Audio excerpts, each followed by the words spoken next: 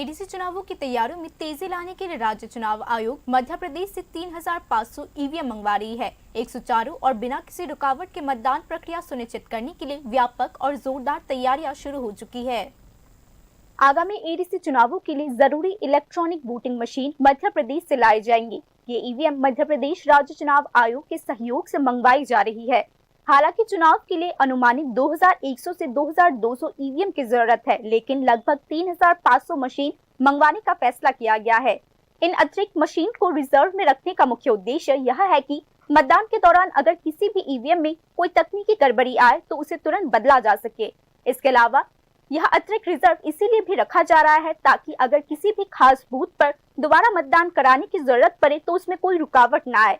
राज्य में ईवीएम पहुंचने के बाद स्थापित नियमों का सख्ती से पालन करते हुए उनकी एक कड़ी कमीशनिंग की जाएगी। इस चरण के दौरान हर एक मशीन की कार्यक्षमता, बैटरी की शक्ति और अन्य विभिन्न यांत्रिक पहलुओं की बारीकता से जांच की जाएगी। आयोग ने कहा है कि किसी भी संभावित तकनीकी खराबी की पहचान करने और उसे पहले ही ठीक करने के लिए यह कदम उठाया जाएगा। विशेषज्ञों के अनुसार ईवीएम प्रबंधन से संबंधित सभी बड़ी चुनौतियां तकनीकी विश्वसनीयता और जमीनी स्तर पर तुरंत प्रतिक्रिया देने की क्षमता सुनिश्चित करना होता है।